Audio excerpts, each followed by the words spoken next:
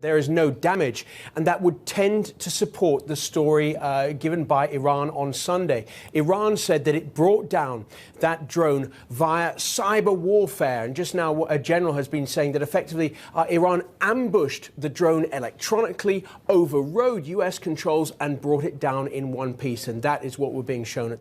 If we can confirm they took it down via cyber warfare, that shows perhaps a degree of professionalism about Iran's armed forces that we didn't know beforehand, their ability to intercept objects flying over their airspace. Although, of course, it's very important to stress at the moment that this is only Iran's side of how it brought down the drone.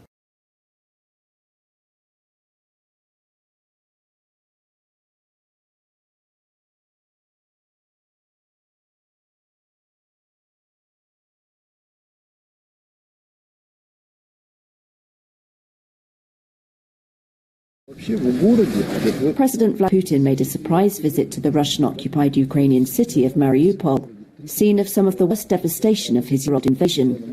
This was the closest Putin had got to the front lines, and it looked like a gesture of defiance, coming a day after the International Criminal Court issued a warrant for his arrest. The ICC accused him of the war crime of deporting hundreds of children from Ukraine. State television aired footage of Putin being shown around the port city on Saturday night by Deputy Prime Minister Marat Khasnulin, meeting rehoused residents and being briefed on reconstruction. Mariupol became a byword for death and destruction. Much of it was reduced to ruins in the first months of the war, and it fell to Russian forces in May. Hundreds were killed in the bombing of a theatre where families with children were sheltering. Moscow has said since it invaded last February that it does not target civilians.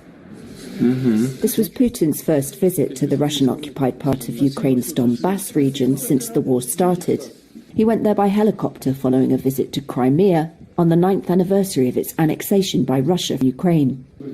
The Kremlin released video on Sunday showing Putin back in Russia after his trip and meeting the top command of the Ukraine military operation.